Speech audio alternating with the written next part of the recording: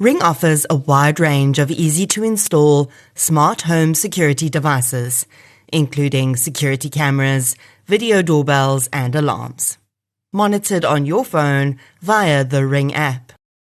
Ring will be running massive Black Friday specials until the 30th of November, where you can save up to 50% on select Ring devices, available at Takealot, Incredible Connection, Hirsch's, Computer Mania, Hi-Fi Corp, and iStore. Available while stocks last. Ring. You're always home. Welcome to True Crime South Africa. I'm Nicole Engelbrecht, and you're listening to a crossover episode between this podcast and another brilliant podcast, Pagecast, by Jonathan Bull Publishers. As you may well have heard by now, I've recently released my fourth book, Bare Bones, which is a direct result of the work I've done on True Crime South Africa. In the book, I cover 10 of the cold cases I've spoken about on the podcast, and the tips, new leads, and breaks in the cases that came after I published the episodes. In today's episode, you're going to hear me being interviewed by journalist and film director Anthony Molyneaux.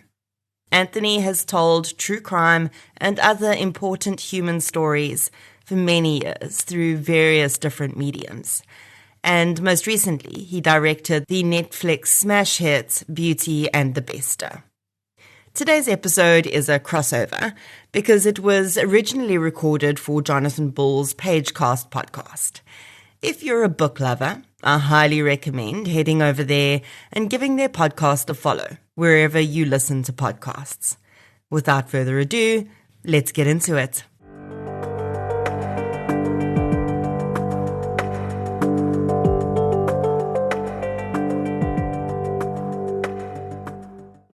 Well, welcome to today's episode of Pagecast. I'm Anthony Molyneaux. I'm a journalist for the past 11 years, and I've also directed a number of documentaries. But most importantly, today I get to speak to Nicole Engelbrecht, who is a true crime podcast producer, definitely the biggest in South Africa, with tons of listeners. But she's also an author, and she's written some incredible books on probably some of the biggest cases of South Africa. One being Sizzlers, another being Samurai Sword Killer, and now most recently Bare Bones. And I get the privilege to read it and speak about it afterwards with Nicole. Thank you so much for being here. How are you today? I'm doing very well, thank you. It's a pleasure to be here with you. Thank you so much for reading the book and doing this chat with us. I'm looking forward to it. Yeah, I mean, at first when I read the book, I was actually amazed at how easy it is to read. I just got page to page to page. It was really just, you wrote so eloquently and so well that it just felt so natural to just carry on and carry on and carry on.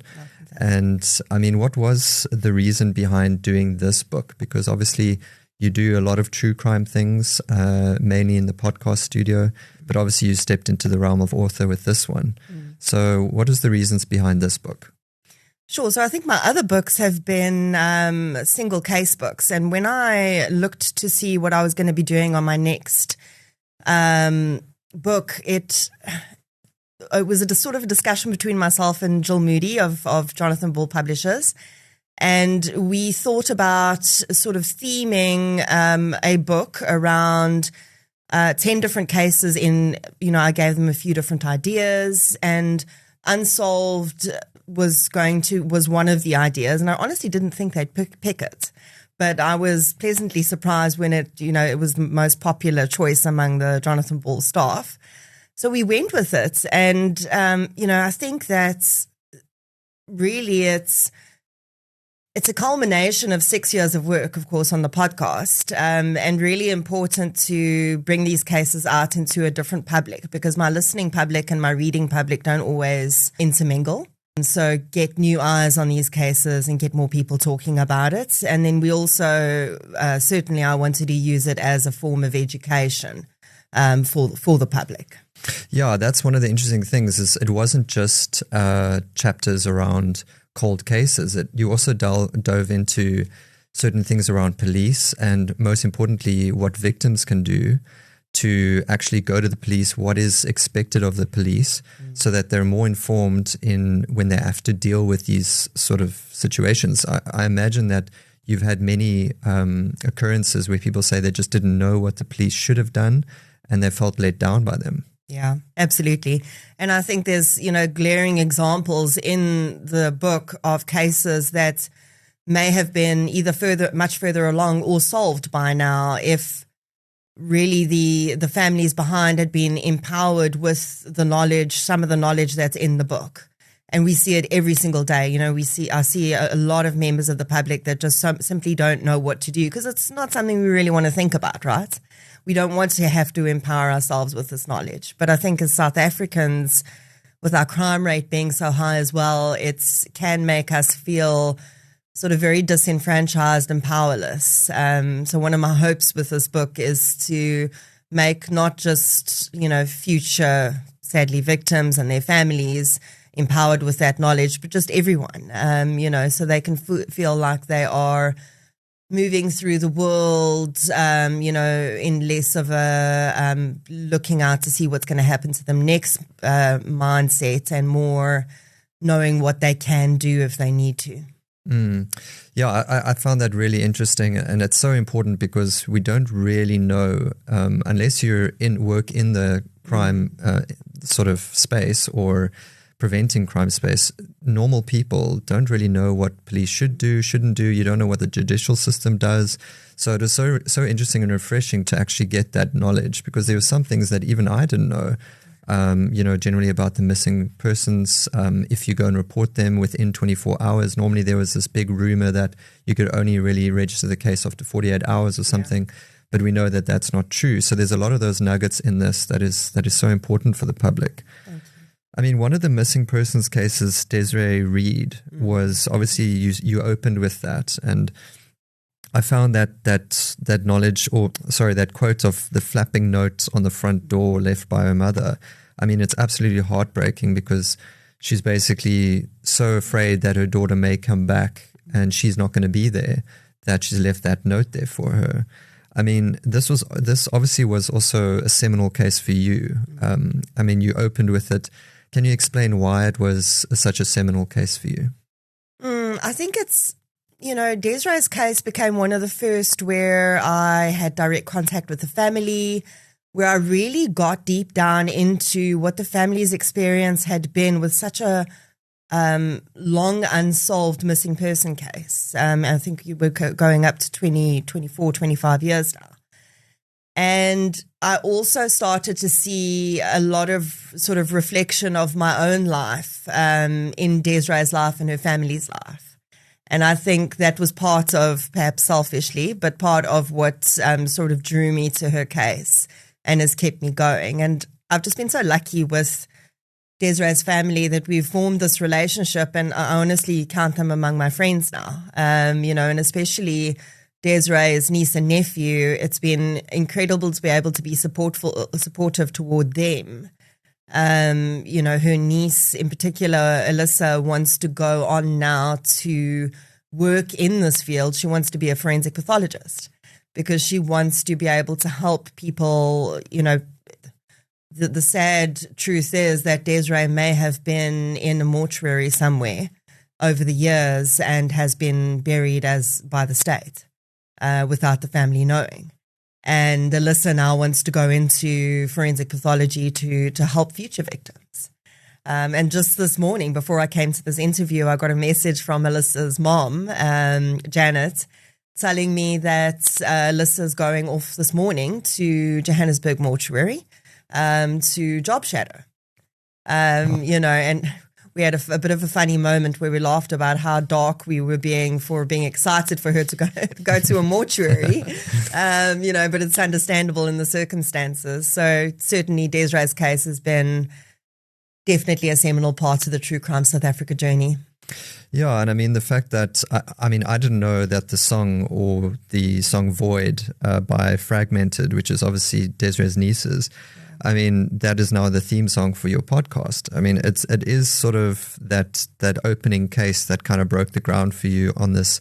And I was just wondering, I mean, based on this this case, do you think you would have continued as progressively as you did without this case? Because you saw a lot of positive things coming from it. I mean, did it give you a lot of motivation to continue, or do you think you were always just going to continue with this? So I think it certainly set me on a slightly different path. I think if this case hadn't happened and I hadn't had the positive experience there, I may not have continued to focus on the unsolved cases as much. I may have convinced myself that it was too risky and I was just going to do more damage than good.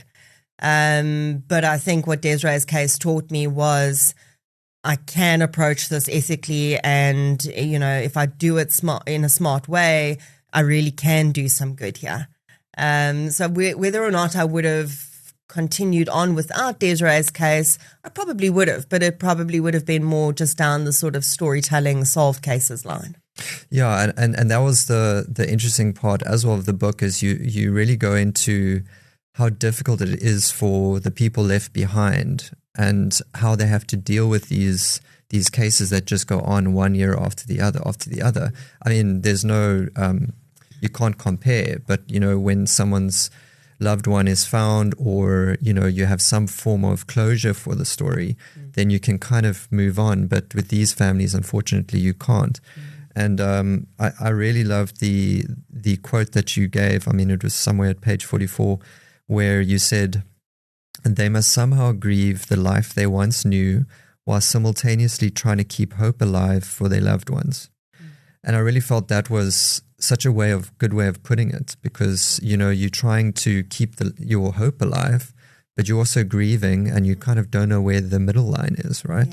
Yeah, absolutely. And it's this sort of ambiguous grief where, you know, people who have sadly lost a loved one and they know that their loved one is deceased, their grief journey is perhaps not predictable, but they know that they can now embark on that grief journey. But for these families of the missing, going on that grief journey is necessary for their mental health because, you know, as I say, they must grieve something. But they don't quite know what to grieve because, you know, what am I grieving? Because this person's literally just disappeared into thin air. And I think I've come to understand how these families, they're sort of forced to choose between continuing to push for their families and their family member and telling the story over and again, while at the same time that has a huge impact on their mental health. You know, and I've seen some really negative consequences from that, where family members have just had to say, I have to leave it in, you know, whatever you believe in, the universe's hands now, because I simply cannot continue to focus on this. And that's what makes these cases so difficult to cover, right? Yeah. Is because on the one side, you've got these people trying to deal with it and have to repeatedly tell their story, and then you might get some hope and some lead coming in, and then that leads nowhere. And then the next thing you know, they've built their hope up, and once again it drops. So that's the one side of it that's really difficult. The other side is obviously on the media element, which is people generally like stories that are closed, that have an outcome, that, you know, the person was caught, they went to jail, and then the family can move on. And that also makes it harder for us as storytellers to tell these people's stories, right? So I found it really refreshing that you went this route with the cold cases. So the title of the book, Bare Bones, I thought was a really smart title, and it really comes from page 60, where you mentioned that the fact that skeletal remains are less emotional for people than recently deceased, you know, cadavers or people. It's you know, flesh, and the actual sight of that is a lot more emotional for people. But it's also still important to remember that it's a human being, even though it is bones, bare bones. I mean, was this the driver for the title of the book? So the title story is interesting because obviously I open with this scene where I'm in a anthropology department in a university, which yes, actually did happen. It's not imagined. And I'm speaking to this professor about these boxes and boxes and drawers of bones that they have of unidentified individuals. And that was Bare Bones was going to be the title of the first chapter. that where I describe that scene. And I thought it sort of had this double meaning where it's also, when you're investigating a case, you're breaking it down to the bare bones of, the facts.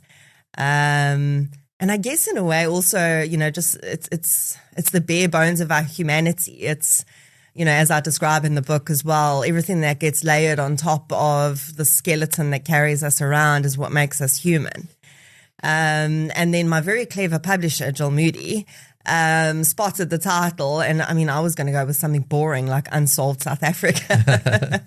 And she said, no, we're not making this a chapter title. This is going to be the name of the book.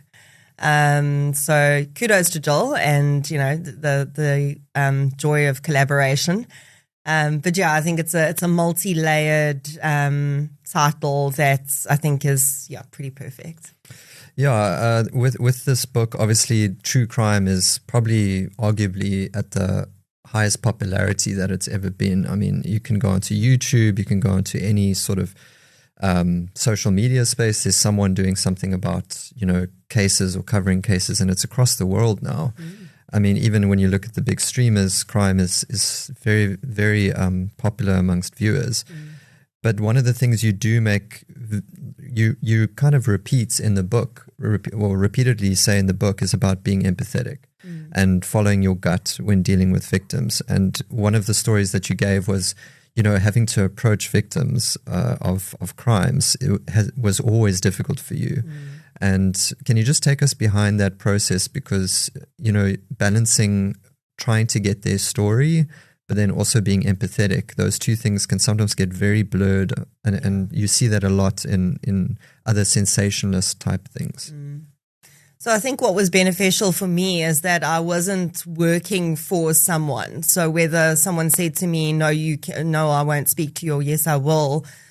Of course, it made a difference to me because I would have wanted to tell that story, but there was no one sort of above me saying, go back and push again. So that was beneficial. And I think, this was really more of a concern for me in the beginning because, of course, no one knew who the heck I was because I was literally, no one related to, I wasn't a journalist. There was nothing I could, it was a packaging manager approaching. So it was kind of a weird situation. And the way that I really just tried to approach it was authentically. I had started this podcast to be victim focused. And I think that when I approached victims and their families in that way and telling them that this is not for me about sensationalism or, clicks and views, it really is just about me wanting to tell the victim story. And, get the sort of truth out there and not focus as much as everyone else does on the perpetrators. That started to resonate with a lot of people. And then over the years, it's become far easier. People have now started to approach me because I've built up sort of a bit of a public name and families have referred each other to me. And now I have a list of families that want me to cover their cases on the podcast. Where do you think that comes from, that sort of innate gut feeling, like you said, of empathy when dealing with this? Do you feel like you've always had that? So I think it's been a bit of retrospectively, I now understand that I probably did learn a lot of this in my childhood. So I had a sort of a chaotic childhood. And I think came to understand that not everyone deals with things the same way. And I think I had almost a natural sort of trauma-informed way of approaching things. But saying that, I've also learned a lot from the people that I've worked with over the years, the families that have trusted me with their stories. I've learned things like not everyone is able to share their story in the same way. So some prefer writing it down, some prefer voice noting, some prefer a phone call. And those are just little things that I think have layered on top of perhaps that natural trauma-informed approach to really hopefully make it easier for these individuals. Yeah, I mean, whenever you're dealing with these types of crimes and in this sort of space, you people always ask me as well, how do you deal with that? Like, doesn't it affect you and whatever? And I always say, like, some people, there's just layers that people can handle and other layers that you can't, right? And for example, with a forensic pathologist, for example, I would never be able to do that, right? Whereas other people can do that, but wouldn't be able to do what I do. But it is interesting how our experiences growing up really does prepare us for what we're going to do one day, right? Yeah, absolutely. So the other very interesting case, which was also extremely sad, was Connor Isaacs. And I do want to get to the cliffhanger at the end of that chapter, which we can talk about. But would you like to just give sort of a brief summary of Connor Isaacs? Because I do think it was quite a heartbreaking story too. Sure, yeah. Connor's case is one that's stuck with me over the years because it was the first one where I met the parents face to face. And, that face-to-face experience of grief, I think that is what a lot of true crime content creators miss. Because it's very easy to read words on a screen or on page, but when you see the human embodiments of that in front of you, it changes everything. And Connor was a 15-year-old boy when he was murdered. He lived in the Western Cape and he was on school holidays. He was playing Xbox in his home. His dad was at work. Should have been safe. His dad had just moved them there a week before because the area was safer than where they were living. And someone broke into the house, made entry, and murdered him. And his dad found him when he came home that evening. And, that was the beginning of this sort of battle especially for Connor's mom, for justice going forward. Yeah, you mentioned at the end of the chapter, it was such a sad case. Just to think of this boy sitting there playing his Xbox and then someone breaks in and does that. You did mention at the end, because obviously this is a cold case book, and as much as I knew that going in, every time I read a chapter, I just kept on thinking, maybe at the end of this, we're going to hear something. Yeah. But unfortunately it isn't. And that's part of the book's purpose, is to try and get this out to more people so that hopefully we get that one lead that can lead to the solving of the crime. Yet in Connor's case, what was interesting was at the end, you did say, hopefully by the time this goes to print, there might be a positive lead that I can tell people about. Is there any positive lead? So I was quite surprised by that call that I described with Bridget towards, that was sort of towards the end of putting this book together. And I'd thought that there was sort of nothing happening. And then my chat with Bridget sort of changed that. At this point, I unfortunately still can't really talk about that's fine. what has happened, but suffice to say that it is further along than it's ever been since I've covered it on the podcast. And, there is a positive path ahead for resolution for his family. Yeah, and it's so tricky because you always, and it's happened to you a few times, you mentioned in the book, where you think, wow, I've got it. This is the tip-off that's going to lead somewhere. Yeah. But you almost get burned because you put so much hope into that lead, and then when it leads nowhere, it almost like you have to go through the whole grieving process again. Yeah, absolutely. And that's made me think about how the families must feel like about that. As you said, this is around Linda, who's also unfortunately a victim. Well, also looking for their loved ones. You said in September 2020. Linda was suddenly thrust into a world she'd only ever viewed from afar, the world of missing people. Within this new universe, desperate family members exist in the orbit of police officers, private investigators, leads, scams, hopes, disappointments, and endless hours of worry.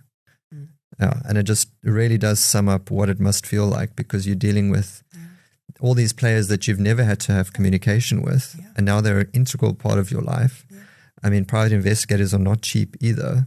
So you're just basically worrying and dealing with people, and your whole world kind of changes, doesn't it?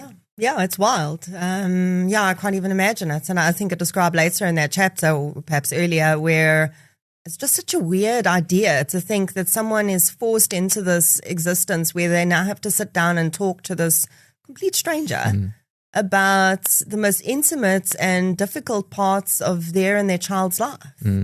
and make that decision for their child as to, am I going to share this because is it going to help? Yeah. And how are they going to feel about that when hopefully one day we find them? Yeah, there's a lot of private stuff that you don't want to tell people about, right? Obviously, the lack of documentation and due process in South Africa is also a very, very big problem that we uniquely face here compared to, let's say, for example, America or Europe. I mean, the one example, Keegan Deploy, was also one of the chapters in the book. And he had this sort of unusual case where he was arrested and then COVID hit, and then all of a sudden he was in jail for a very long time, but waiting for his court appearance. And then when eventually he did appear allegedly, then they let him go, right? And no one has ever seen him since. And I mean, the one thing that I found quite frustrating about that was the Department of Correctional Services, who he was in custody of. They didn't really assist much, and they didn't assist with information, and obviously the documentation was really weak. You have spoken to other podcasters around the world, and they also deal with missing persons cases in their countries. Do you think we fight a bigger battle in terms of documentation or looking for people because of our documentation issues than other countries? I think it affects more cases certainly than in other countries. I do regularly hear about similar issues where I think, wow, this could have really been a South African case because it's, all the same sorts of stuff. I actually yesterday sent Desiree Reed's sister a podcast episode I'd listened to about someone who'd been missing in Ireland for 24 years. And just his sister speaking about exactly the same issues that Desiree's family has faced. Okay. I just think it's less frequent. If we look at murders, for instance, in the UK, their murders for a year are the same as ours for 2 weeks. So that gives you a difference, in scale. But systemic issues, I think, are a problem everywhere. We are just, unfortunately, very badly resourced. Distribution of resources here in South Africa is very poor. Yeah, I mean, it's not all doom and gloom. There is this DNA Act that was recently put forward and by Vanessa Lynch, I believe. Correct. I mean, this is huge for crime solving, and it could definitely open doors for missing persons, right? I mean, how important do you think this is going to be for going forward for that? So I think specifically for missing persons, that's going to also take the Victim Identification Centre making sure that they have DNA from all the families. So Desiree Reed, for instance, her DNA is still not in the database, has still not been taken by the Victim Identification Centre. So that's a problem. Is that because of a backlog, or they're just like getting through the most recent stuff and then they'll start going back in time? Or not necessarily. So specifically with their case, it's been a matter of finding the right people to actually get someone out to them or get them to go out to the centre and hand the DNA over. Okay. It's really just been that. And, on the other side of it, when, the backlog is a big issue, I do think that where this act is going to be very, very important is in cold murder cases. So the first time that we had offender DNA, incarcerated offender DNA being run through the system, we had it running for, I think it was 4 or 5 months. And every single day that was being run initially, they were getting a hit at least one every 24 hours. Wow. Which just goes to show, these we know that people generally do not just commit crime once. So it is going to be huge, but our backlog is a huge issue. In 2022, I think it was, Minister Chele at the time said that we were up to date. And whether or not that was true, I don't know. But today we are 150,000 cases behind. Jeez. Samples behind. So that is a huge problem. But the act itself is deeply important. Yeah, I mean, that's sort of the borderline bare minimum we can do is just get the DNA database sorted, right? Yeah, and absolutely. I mean, how many cases will be solved just like you said because of the recidivism rate in South Africa, or the reoffending rate, whatever you want to call it, is 90%, which is just unbelievable to even think about. And maybe there's just a lot of bad apples out there. And if you actually get them off the streets, South Africa doesn't have that many criminals. It's just the bad apples repeating crime. That's where the issue is. Yeah, absolutely. So in one of the cases, you did mention the description of one of the missing persons. I was interested in why no photos of the missing people were given. Was that because it could throw people off because they don't look like that anymore? Or is it difficult to find those photographs? Or, what do you think the problem is with giving a photo now is? Look, just from a publishing perspective, it's actually quite difficult to include photographs in books because of the publishing process being so different from just a text-based book. But also, yes, what you've just mentioned is very important. Many of these cases are very old, and it is very, very difficult to get a proper photographs, age-advanced photographs. People think these apps that you can download can do it, and it's just, speaking to Catherine Smith, who's a professional forensic artist and works in academia. She looks at some of these age progressions and she just says, that's ridiculous. It's literally just their old face with wrinkles put on it. So that certainly was a consideration as well. We don't want to send people down the wrong path. Yeah, because then they end up just sending you stuff and it's like completely wrong. Yeah. Now, I'd say the most striking chapter for me was Lightning Strikes Twice. And I know that it's also, you get a lot of people, throwing around their ideas and theories around this one. I mean, it is just about these two sisters that one ends up missing and the other one ends up murdered. Could you just give us a brief background to it? And I do want to speak a little bit about in terms of the predators that are living around us and amongst us. Is a terrifying thing to think about, but can you just maybe just give a little bit of insight into the case? Sure. So it's Edna and Blanche Piercy, sisters who very sadly within 9 months of each other, Blanche was murdered and her body was found. And then just 9 months later, I believe it was, Edna completely disappeared and has never been found. And this happened in Rustenburg. And since then, Blanche's murder remains unsolved. Edna, as I mentioned, has still not been found. And the horror of that happening to the same family is just firstly unthinkable. And of course, resulted in many questions being asked. Everyone assumed, well, it's got to be someone close to the family because how is that possible?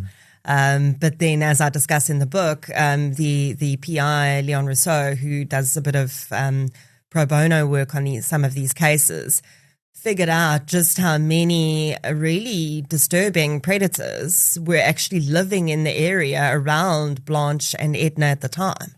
And that just sort of adds this another horrifying layer onto this case. Because, there's so many things, because the dad was also investigated, and a lot of people, point fingers to the closest people around them. That's generally, where the police look first and then they extend outwards. Yeah. And there was this whole thing with the school bag, and she had to go and fetch it from a friend, and then she went missing.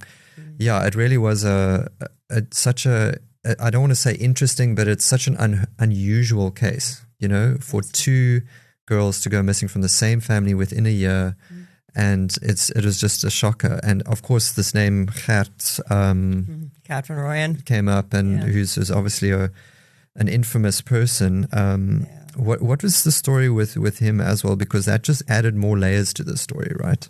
Yeah. So in the Piercy sister case, it was a very outlying connection where they'd actually, when they were younger, attended the same school, primary school, as some of his victims. So that was just an outlying connection. But what was fascinating to me was how every single time his name is mentioned, people go, oh, he must have been involved in. And, he'd been dead for 10 years by the time Blanche and Edna, their terrible circumstances. But yeah, that was fascinating. And then, of course, there was a connection to him, possible connection in the Meadowdale Doe case as well. Yeah, and then at the end of that chapter, you said, as I end my call with Leon, who is the PI, I picture an aerial view of the neighborhood where the family lived. I picture the houses with what we now know were sexual and otherwise violent predators living in them. Their neighbors were none the wiser, and that's probably no different from most South African neighborhoods. All mowed lawns and neat fences on the outside and dark secrets within.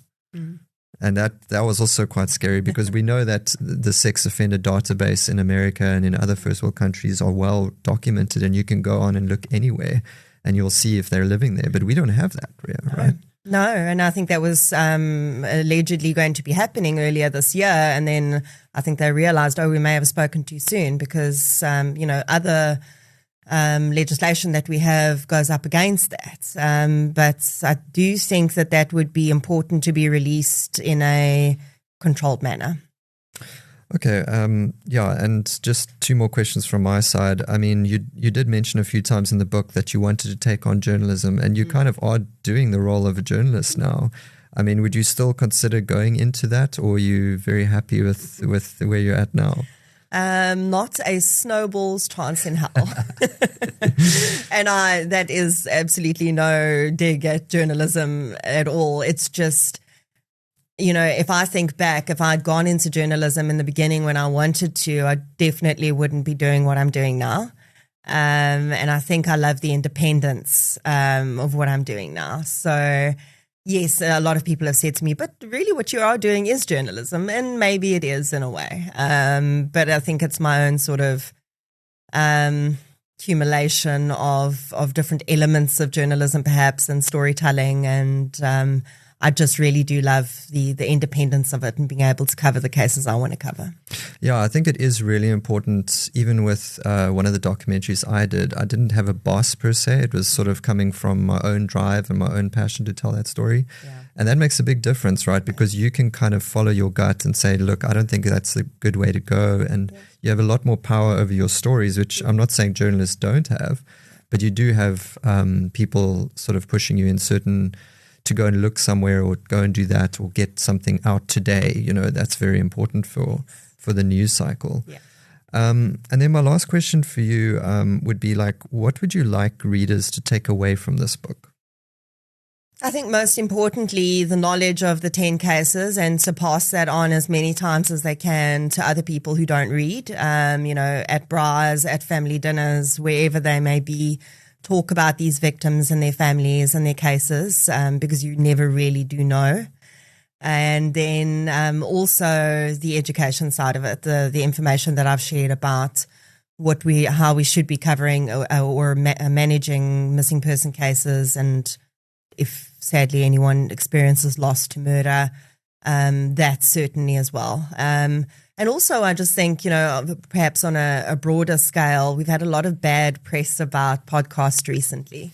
And as South Africa's in a big rise in the podcast arena at the moment, I'd like the public to take away from this that podcasts can be used for good as well, if they're done properly and ethically and with the right sort of vision in mind. Yeah, it is sort of the future, isn't it? And it's always going to have its learning curves, and you've got to work all of that out. But I do think, based on what you've achieved and this book, and hopefully many more books after this, that there will be more cases that you can cover, and hopefully we can get that lead that could break a case wide open and find justice for the families. That would be incredible. Is there anything else you'd like to add?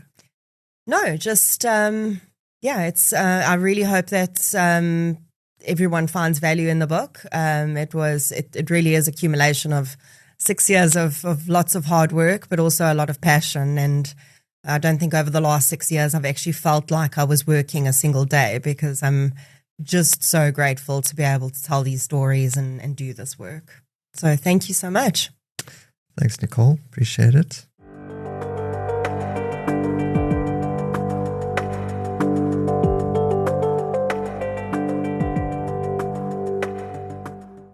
If you enjoyed that interview, please head over to the Pagecast podcast on any podcast platform you use to listen. and check out some of their other amazing book conversations. Bare Bones is available to purchase in most bookstores and in ebook format on Amazon. I am also almost done with the audiobook, and that will be available for purchase soon too.